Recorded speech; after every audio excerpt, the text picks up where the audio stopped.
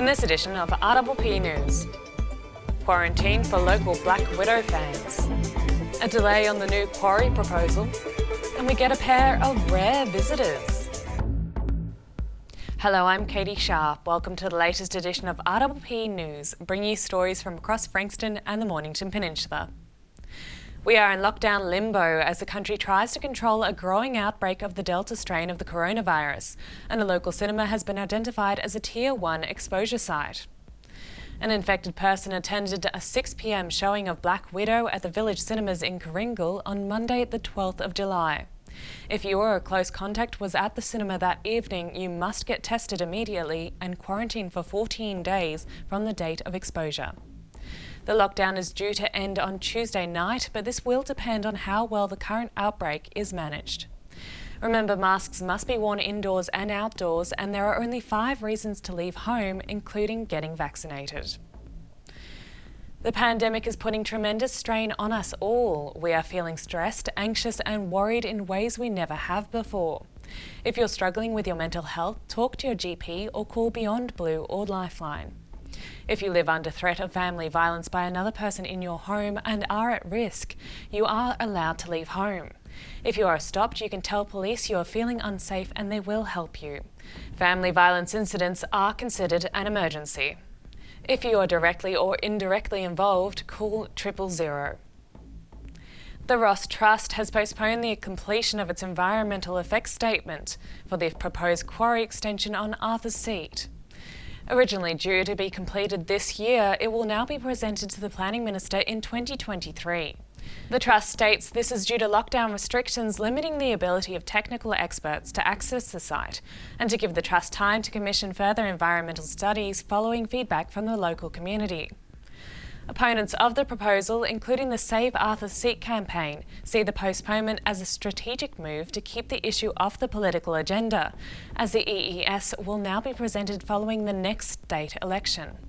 They also claim the Trust is hoping the delay will cause people to lose interest in the proposal. The Save Arthur's Seat petition has reached nearly 75,000 signatures, and a broad range of political and public figures have expressed concern about the proposal. It's nearly time to sleep in your car. Last year, the Shire received just under 400 requests for help from young people under the age of 25 who were experiencing homelessness on the peninsula.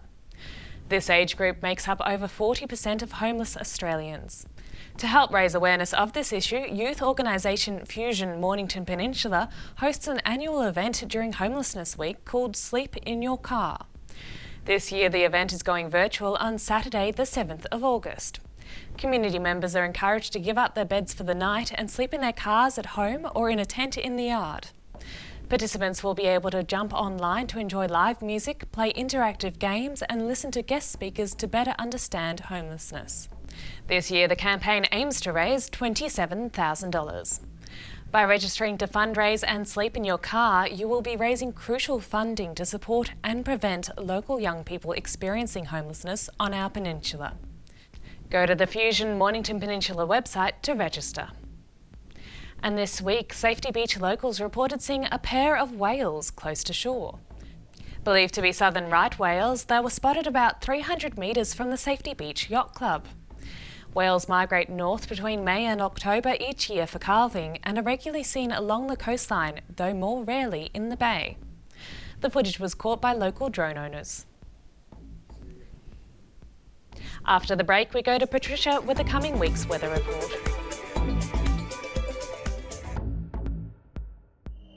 There's a quiet revolution happening on the rooftops of Australia.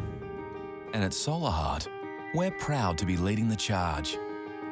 One home, one family, one solar panel at a time, helping smart Aussies make a real difference to the planet, cutting their energy bills and connecting them to their smart energy future.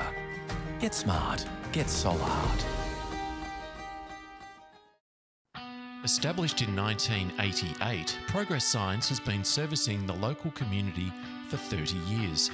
Located on the Mornington Peninsula, they are the #1 destination for all your signage needs, specialising in a variety of signage from vehicles to shop fronts, occasional and corporate events, short-term, long-term and everything in between. If it's signs you need, be it large or small, Progress Signs is the place to call. Available 24/7 at progress-signs.com.au or call the team on 5975 9188. Thinking signs? Think Progress Signs, a station sponsor.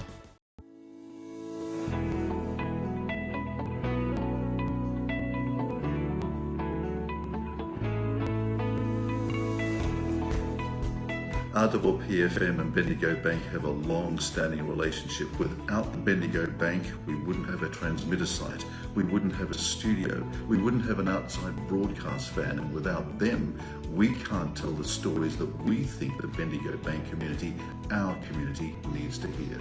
Thanks, Bendigo Bank. Thanks for your support.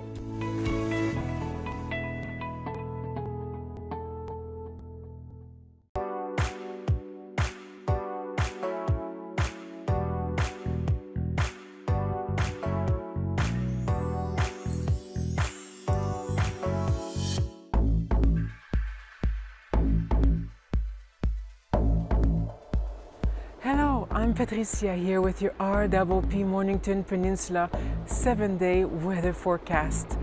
Today we are staying within our limits and heading down to St. Andrews Beach.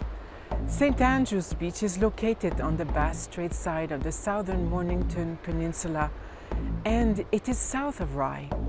In 1958, the first St. Andrews Beach subdivision was created, then called Quarry Beach, with plans for a motel, surf club and modern shops. The first release, advertised on December 7, 1959, offered waterfront sites from £295 with a £40 deposit. In 1962, a golf course, since closed, was constructed and the subdivision was remarketed as St. Andrews by the Sea. Time to take a look at the coming week's weather.